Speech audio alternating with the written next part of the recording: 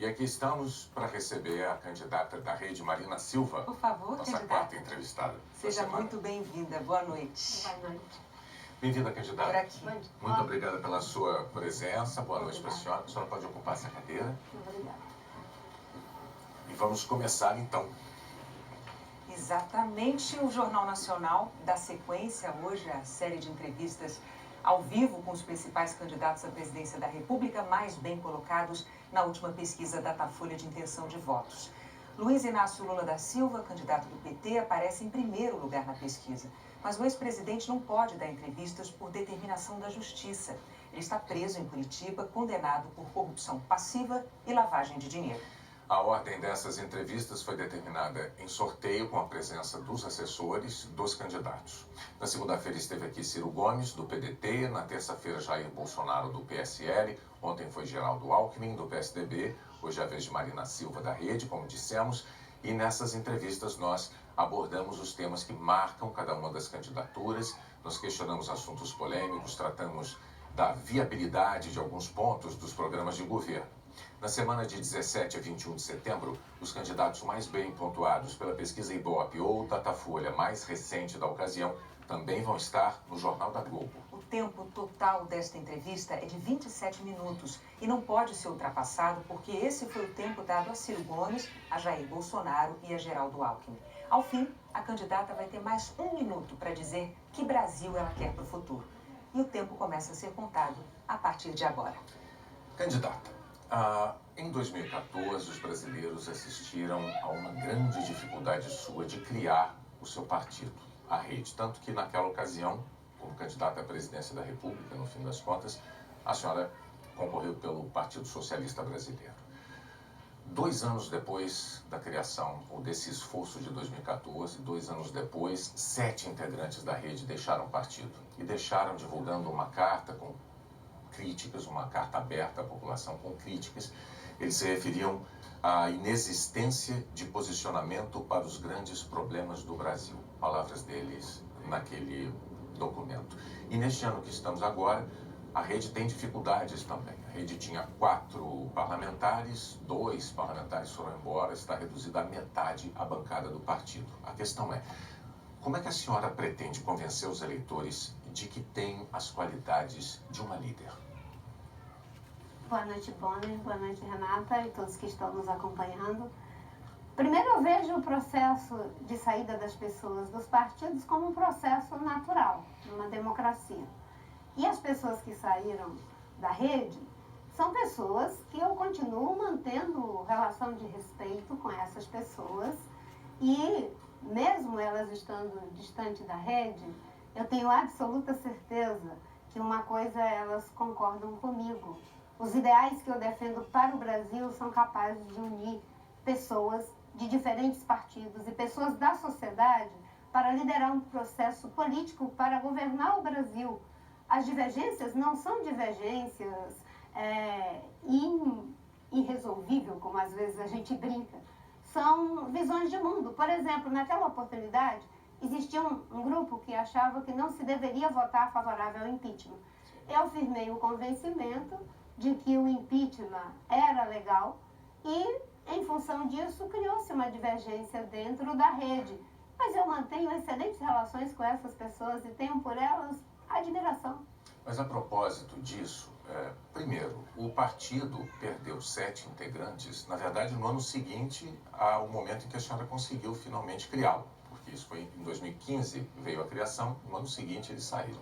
Chama atenção, porque era um partido muito novo, e sair em 7 com uma crítica pesada como essa que eu reproduzi aqui, por isso a pergunta. E com relação ao impeachment, o que se deu naquela ocasião foi que a senhora apoiou o impeachment, embora o partido já houvesse dito que não havia motivo suficiente para a abertura do processo.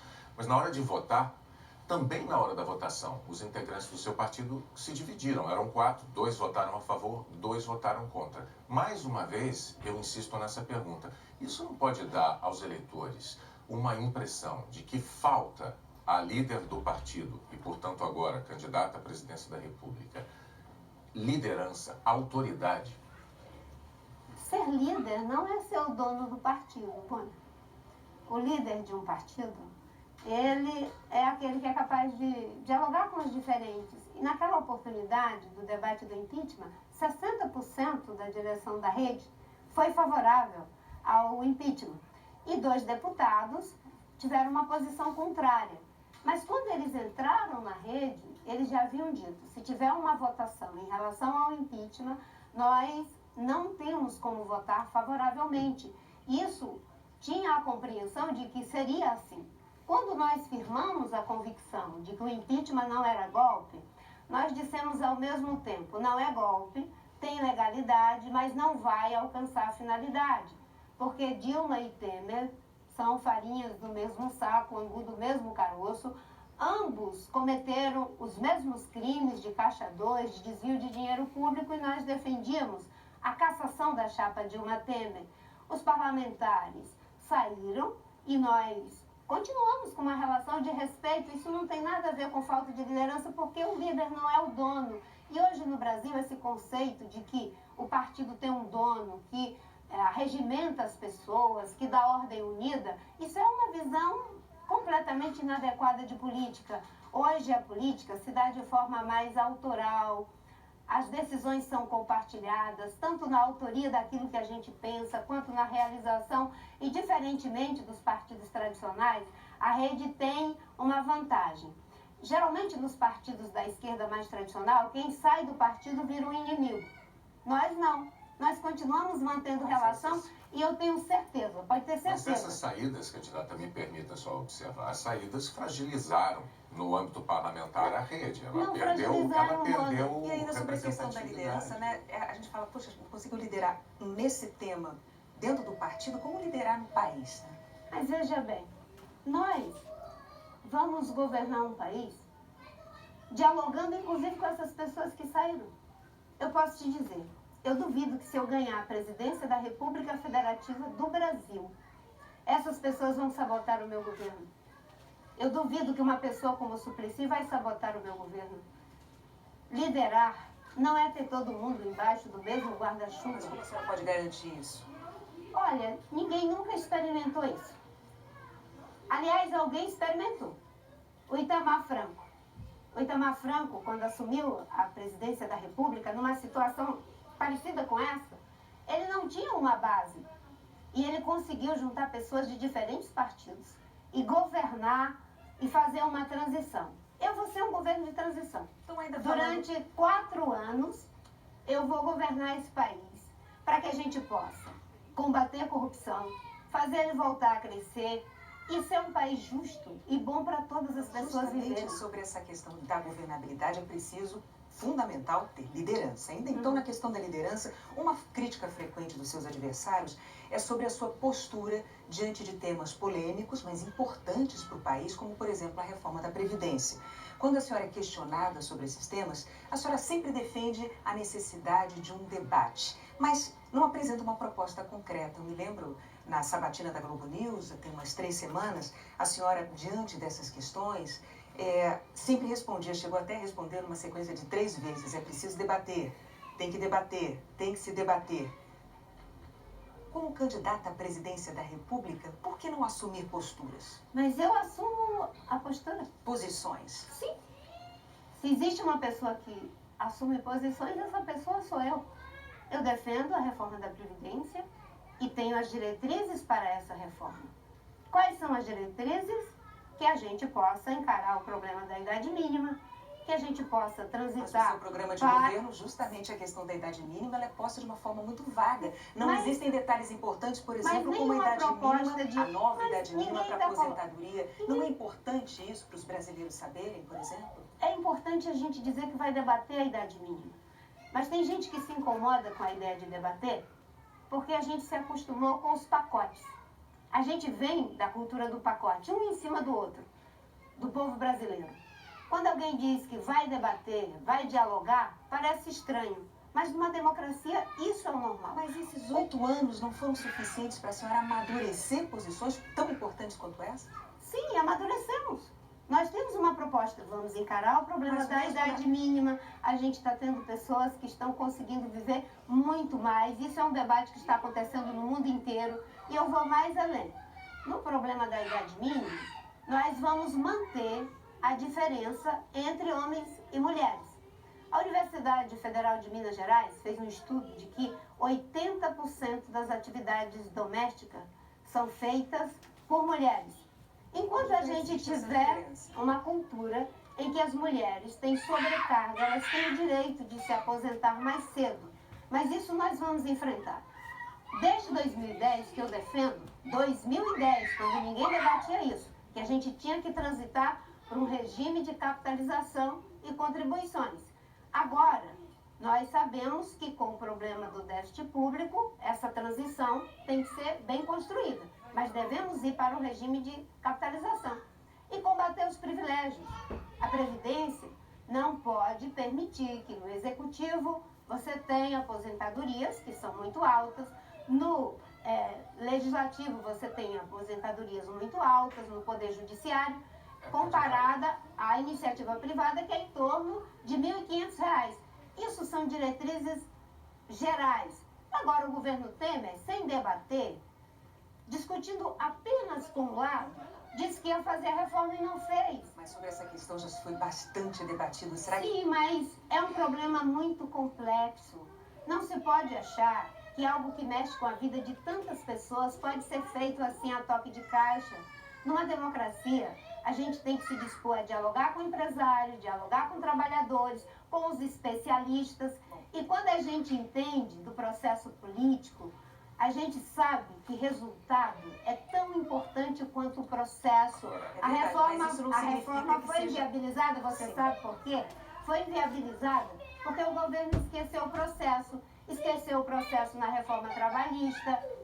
Se ele tivesse atendido todas as questões que eram colocadas na reforma trabalhista, talvez hoje nós não tivéssemos a situação de ambiguidade. Agora, candidata, a respeito de reforma previdenciária Antes do Bonner continuar, interessante, realmente ela não toma postura, você vê, ela é evangélica e ela não toma uma postura assim, ó, sou contra o aborto, por exemplo, não, vamos debater, vamos fazer um plebiscito, armas, em relação à segurança. Então, falta nisso nela, falta muito nela, liderança e postura. Realmente, você vê que ela demorou, não respondeu, aí eles tiveram que perguntar de novo. Isso falta muito nela mesmo. Vamos continuar. Idade mínima, ficou claro aqui, os eleitores só vão saber das idades mínimas que a senhora pretende propor depois da senhora eleita. Mas eu queria mudar. Tem um compromisso de debater. Isso a gente vai não haver precisa debater. Novamente debater. Deixa eu só voltar. Deixa eu avançar. Mas, candidata, eu queria avançar. Preste atenção, vamos lá. Olha só. A gente vai deixar de abordar outros temas importantes para a senhora e para os eleitores. Mas veja bem, você acabou de dizer e os meus eleitores... Não, expliquei, mas você parece que continua com dúvidas. E eu quero dizer, a Dilma e o Temer não apresentaram nada. Não tem legitimidade, não tem credibilidade. Jogaram um pacote na cabeça do povo brasileiro, discutindo só com os empresários. Eu estou dizendo, quem votar em mim sabe que eu vou ouvir especialistas, vou ouvir empresários e trabalhadores para a gente poder fazer algo que é importante de resolver. A reforma da Previdência. Deixa o Bonner falar. Agora de outro assunto. A gente vai agora na seara da corrupção. Na eleição passada, a senhora obteve 22 milhões de votos. E aí, no segundo turno, a senhora declarou apoio ao candidato do PSDB, Aécio Neves, que se tornou, depois daquilo, réu por corrupção passiva e por obstrução de justiça. O que é que a senhora tem a dizer aos eleitores que votaram em Aécio Neves por causa da sua recomendação? Hoje, com as informações que vieram pela Lava Jato, não teria declarado meu voto ao Aécio. E acho que muitos que votaram no Aécio Neves... Mas o aeroporto de Cláudio, candidata, né? Durante a eleição, isso foi debatido, o aeroporto de Cláudio era um problema da campanha de Aécio Neves. Antes da senhora declarar. Mas veja bem, nas eleições de 2014, acho que a maioria das pessoas conscientes acabaram votando em alguém. Nós mesmo aqui, cada um de nós votou em alguém. Mesmo com tudo que tinha, alguém escolheu um candidato de segundo turno. Mas eu tenho certeza que muitos de nós aqui não teria votado se tivesse as Se informações tivesse as da Lava informações. Jato. Não Isso era é Lava válido. Jato, mas havia, como eu disse, o aeroporto. Deixa eu Sim, dizer, nessa havia, mesma mas eleição... todo mundo votou, Bonner. Nessa Todo mundo mesma... votou. bom, Eu hoje não Aécio Neves votaria. perdeu a Não eleição. votaria nem Aécio, nem Dilma. A Lava Jato mostrou que todos eles praticaram crime de caixa 2. Aí chegamos à próxima questão. Porque nessa mesma eleição, a senhora era candidata a vice de Eduardo Campos e se tornou a candidata à presidência após a morte dele. No ano passado, Eduardo Campos foi citado em delações da Odebrecht, em delações da JBS, por ter recebido propina em campanha. A senhora não desconfiou de que havia dinheiro demais na campanha do Partido Socialista Brasileiro. Se eleita, a senhora vai ter que formar um governo. Os eleitores gostariam de saber se a senhora, nesse período, desenvolveu mecanismos mais eficientes de avaliação das pessoas com quem a senhora pretende se aliar. Porque no caso de Aécio e no caso de Eduardo Campos, a senhora não teve como saber antes que havia esses problemas. Para formar sua equipe, a senhora vai estar segura? Tem mecanismos de evitar que se repita essa situação? Com certeza. Quais mecanismos? Com certeza. Aliás, você tocou num assunto aqui. Há 4 anos atrás, o Eduardo estava sendo entrevistado por vocês. No dia seguinte, nós o perdemos. Morreu. Para sempre, numa tragédia. E eu quero aqui, mesmo com as denúncias que existem, dizer o seguinte: a justiça está investigando e como ele está morto, não tem como se defender e muito menos, se porventura for culpado, pagar, porque já não temos mais a sua vida. Eu não tenho compromisso com erros, não tenho. Mas hoje eu estou muito bem calçada depois da Lava Jato. Tem hoje esses Sim, mecanismos? com certeza. Eu fui a única candidata até agora a ir até a Transparência Internacional. E eles produziram mais de 70 propostas para combate à corrupção. Um trabalho denso. E eu me comprometi que não só vou adotar uma série de medidas que estão ali naquelas contribuições, porque eu sou a única candidata que diz que apoia a Lava Jato, que defende o Ministério Público. Vários fazem Não, isso, mas candidata. na prática eu fiz 2 programas do meu partido de 10 minutos Bom, mas defendendo a Lava Jato. Mas veja, candidata, a prática e o discurso às vezes não se Não, encaixam. no meu caso se encaixa. Então vamos Porque ver o que está 32 acontecendo. anos de vida pública. Eu a convido apenas a 32 senhora anos analisar de- e responder Sim, sim, a vamos lá, questão vamos sobre lá. as coligações estaduais. Não é um problema. Olha que cara de pau, né? Eu sou a única candidata que apoia a Lava Jato. Onde já se viu isso? É fácil falar, né? E ainda é uma mentira, a única que apoia. Bom, todo mundo fala que apoia, mas a gente sabe que o governo atual não apoia. O governo atual está tentando atrapalhar a Lava Jato. Quem quer entrar no governo, para entrar, fala que apoia. Falar, todo mundo fala, né? Mas muita cara de pau ela falar que ela é a única que apoia. Problema nessas eleições, bem claro, não apenas para um candidato. Mas veja a sua situação. A senhora critica sistematicamente os partidos do chamado Centrão. Os partidos do Centrão têm 41 investigados na Lava Jato que a senhora apoia. E esses partidos do Centrão têm essa fama de praticar o famoso, né, toma lá, dá cá. É mais do que isso. Bom, É corrupção mas brava eles têm mesmo. corrupção brava, chame como a senhora preferir. A senhora reforça essas críticas. A senhora também chegou a dizer que naquele ano de 2014, na última eleição, o PT e o PSDB não estavam disputando a presidência da República, eles estavam disputando a presidência de uma organização criminosa. É uma declaração forte essa, né?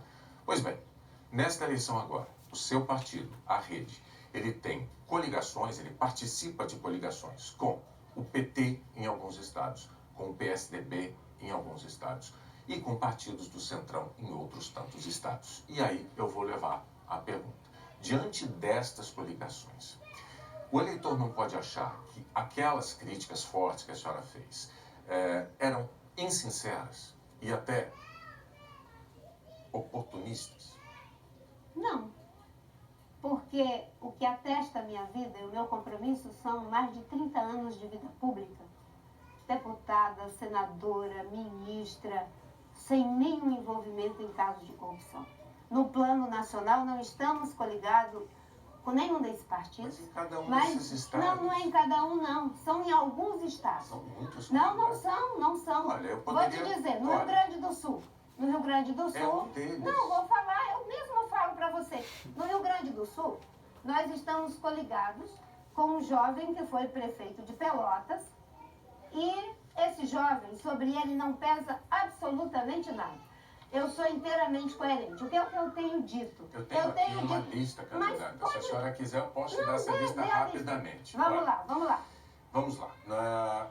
A senhora, o seu partido, a rede está coligada com o MDB de Michel Temer no Espírito Santo. Em 3 estados brasileiros, a rede está coligada com o Partido dos Trabalhadores, em Tocantins, em Roraima e na Paraíba. Em 4 estados, o seu partido está coligado com o PSDB, Maranhão, Amapá, Goiás e Rio Grande do Sul, que a senhora mencionou. E em 7 estados, com partidos do Centrão, Tocantins, Roraima de novo, Paraíba de novo, Amapá de novo, Goiás, Rio Grande do Sul e no Rio de Janeiro. São muitos estados em que a rede está associada, está coligada, por assim dizer, a partidos que a senhora critica muito veementemente. Sabe Isso qual é? não lhe parece incoerente? Veja, olhando da forma como você coloca, passa essa impressão ao telespectador. Mas as pessoas que conhecem a minha trajetória, o que eu tenho dito? Pessoas boas. Aliás, tem gente que até está me copiando agora. Pessoas boas desde 2010, eu digo, existem em todos os partidos. E que nós não podemos fazer recortes partidários. Vimos isso ontem aqui do candidato do PSDB. Você está dizendo quem está copiando. E que pessoas boas existem em todos os partidos. E que se a gente for olhar para os partidos, fica muito difícil qualquer tipo de diálogo político. Mas a gente tem que olhar para as pessoas, para a trajetória das pessoas. Pegando o caso do jovem candidato ao governo do estado do Rio Grande do Sul. Mas não vamos particularizar, Não, candidato. mas eu não vou desabonar o porque jovem. não é Eu isso. estou dizendo que ele é uma pessoa de bem. Se você for para o Amapá, qual é a denúncia de corrupção contra o candidato? Não se tem. trata disso. Não é se por trata partidos disso. bons. É que a senhora fundou um Eu partido fundei um exatamente partido. para se diferenciar, era esse o Mas discurso, esse é o para se diferencial. diferenciar daquela salada de partidos, Isso. aquela bagunça. Mas aí chega Não, numa não. eleição como essa. Mas o recorte não é partidário. Mas a rede está mergulhada nisso. Não está, Wanda. Não está. Pelo contrário, nós criamos um partido já dizendo desde o início, não vamos sacralizar partidos. Pessoas boas tem em todos os partidos. E se eu ganhar, eu vou governar com os melhores de todos os partidos. Esse é um discurso que eu falo desde 2010. Estou aproveitando E esse conversei com essas pessoas e elas não desabonam, a nossa aliança ela é programática, baseada em trajetórias de vidas. E a rede é um partido pequeno. É engraçado que as pessoas cobram numa hora. Mas a senhora não tem alianças, não tem coligação. Quando eu faço alianças com aqueles que sobraram dessa miscelânea de corrupção, aí as pessoas me atiram em rosto. Mas ainda falando então sobre Não coerência, tem quando nada a senhora, a ver. Sim, pode quando a falar. senhora saiu do PV, a senhora saiu sob a justificativa de que precisava manter a coerência. Antes de continuar, só um pouquinho. Isso aí é muito perigoso o que eles estão abordando com ela, porque estão dizendo que ela faz alianças com partidos contrários. PT, PSDB, MDB.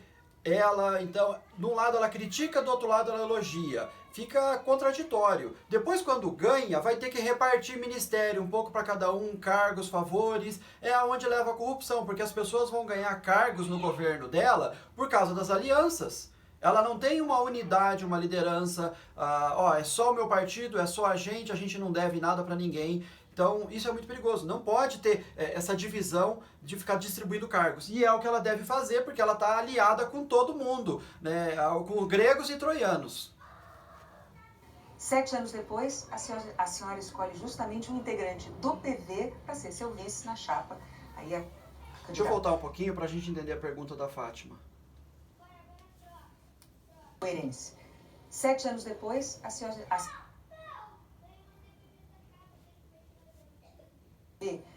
saiu sob a justificativa de que precisava manter a coerência. 7 anos depois, a senhora escolhe justamente um integrante do PV para ser seu vice na chapa, aí a candidatura à presidência da República. O Partido Verde de hoje é o mesmo de 2011, até o presidente do partido, inclusive, é o mesmo. A senhora desistiu da coerência? Continuo coerente porque o Eduardo, o Jorge, nós nunca tivemos divergências. A minha saída do PV tinha a ver com a visão de processo em relação a que eu queria muito que o PV se tornasse um partido em rede. Mas a cultura política da direção do PV entendeu que não. E eu criei um partido em rede, mas em termos programáticos, não há divergências em vários não vem o partido aspectos. todo? Junto com o vice não vem o partido também? Mas o processo interno do partido é completamente diferente. Eu não posso querer impor a cultura partidária da rede aos demais partidos. O importante é que em muitos aspectos nós temos convergências, e essas convergências, aliás, são as mesmas que me fizeram ser candidata em 2010.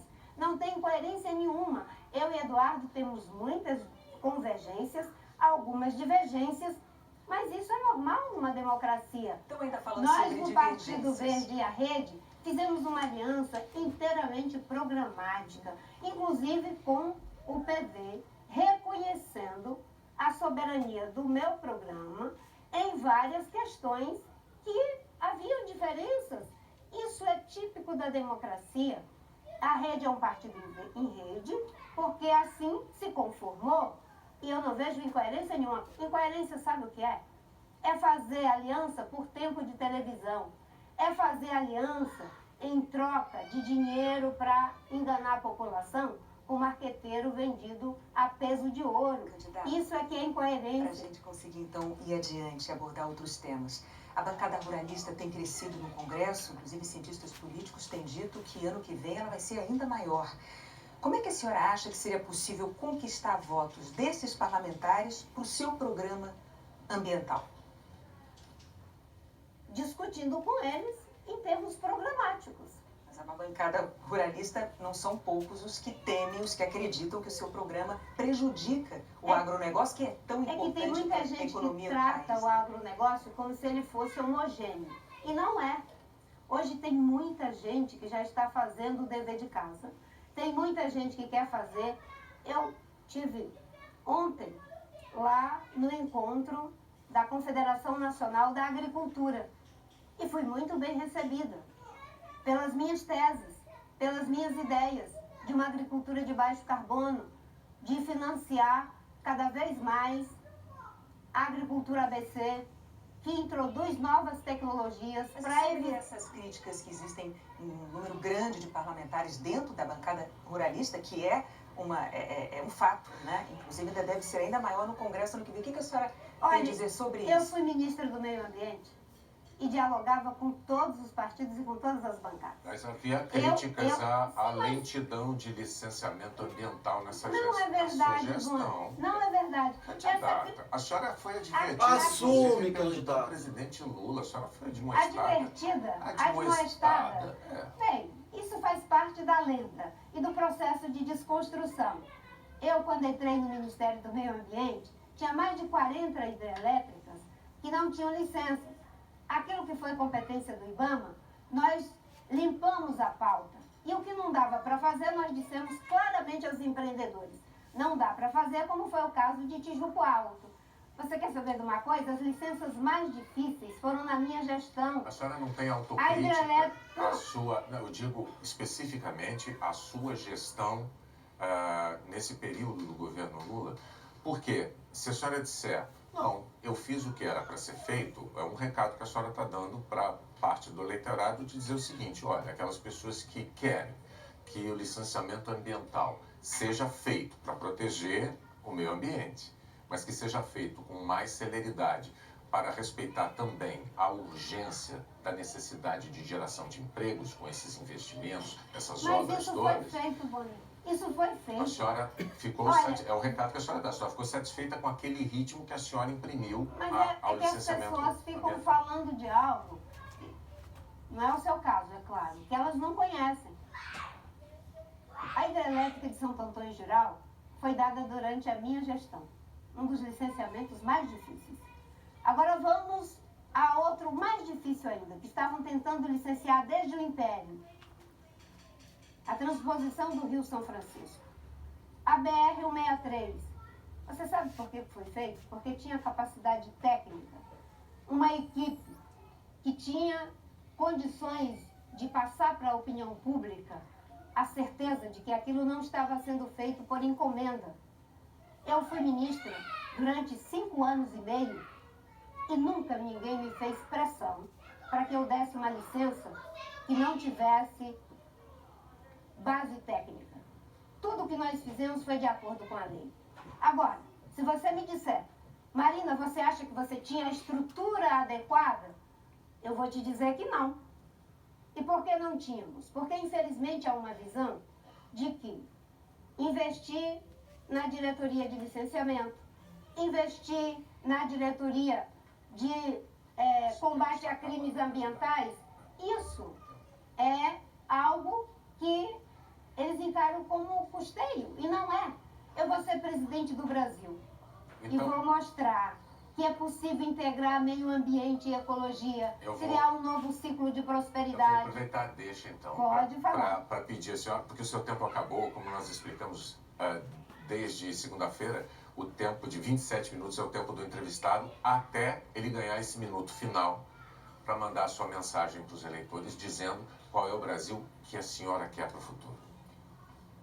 O Brasil que eu quero para o futuro é um Brasil aonde nenhuma pessoa tenha que passar pela humilhação de não ter o trabalho para sustentar a sua família. Eu sou mulher, sou negra, mãe de 4 filhos, fui seringueira, empregada doméstica, me alfabetizei aos 16 anos. E eu sei que muita gente acha que pessoas com a minha origem não têm capacidade para ser presidente da República. Eu estou aqui trazendo mais que um discurso. Eu trago uma trajetória, o compromisso de construir um país que seja justo e bom para todos, para empresários, para trabalhadores, para a classe média, para jovens, para mulheres. Muitas vezes as pessoas me admiram como uma exceção, mas eu não quero um país de exceção, eu quero um país de regras. Eu serei presidente da República com o seu voto para que esse país seja economicamente próspero, socialmente justo e ambientalmente sustentável. Candidata, muito obrigado pela sua presença, pelos seus esclarecimentos aos telespectadores do Jornal Nacional. Muito obrigada. A seguir, as atividades... Bom, gente, como sempre, eu faço uma análise no final dos debates, das entrevistas, e a Marina Silva é uma pessoa que a incoerência, a contradição, vamos dizer assim, que faz parte da Marina Silva, como eles falaram, né? Ela se alia a todo mundo, mas ela critica todo mundo, os mesmos que se aliam. Uma grande incoerência dela, por exemplo, ela é ser contra o armamento. Ela é a favor do desarmamento da população, mas ela, quando era pessoa comum, andava com uma espingarda nas costas e sem munição. A mãe dela colocava uma espingarda para ela andar pelo matagal, pelo seringal, mas não tinha munição. Era só para afugentar os criminosos. Então a mãe dela sabia que a proteção estava na ideia de que ela estava armada. Isso que acontece com a população. Mesmo ela sem munição, quantas vezes ela deve ter afugentado pessoas mal intencionadas? Essa é a campanha do armamento, que tem muito nos Estados Unidos, que o Bolsonaro defende. Nós temos que armar a população, preparar, claro, né, preparar a população a armar, para que os bandidos saibam, não vou invadir a casa das pessoas porque elas estão armadas, não vou assaltar alguém na rua porque ele está armado. Se eu assaltar alguém no sinal, ele está armado, vai me dar um tiro. Então, cai drasticamente os assaltos, os crimes, e a Marina Silva é contra isso. Ela é contra agora. Ela é contra que você seja armado, que você seja protegido. Mas quando era ela andava super armada. Essa é a incoerência, tá? Então, e o que marcou bastante nessa entrevista é que os entrevistadores mostravam uma coisa, ela falava, não, mas não. O Bonner só falou, candidata, quase que ele falou, candidata, assume de uma vez por todas, candidata. Mas ela só fala que não tem problema, tá tudo certo, muito pelo contrário. Então, assim, é uma pessoa que fala muito, mas na hora de praticar, na hora da ação, cadê a ação? Então, as pessoas que saíram do partido dela criticaram que não tinha ação, não tinha postura, não tinha firmeza, não tem liderança. Então, falar é muito fácil falar. Infelizmente, o brasileiro acredita muito em promessa, mas a gente tem que ver a prática, o que a pessoa realmente é, tá bom? Então, gente, eu termino aqui essa entrevista dela. Obrigado por ter assistido. Inscreva-se no canal, eu estou cobrindo as eleições, estou trazendo muitos vídeos a respeito de eleições. E eu espero que tenham gostado. Valeu, obrigado por terem assistido. A gente se vê então nos próximos vídeos. Eu vou estar aqui de novo nas próximas entrevistas, debates. Sempre eu trago vídeo aqui para vocês, tá bom? Gente, valeu, até mais. Tchau, tchau. Um abraço.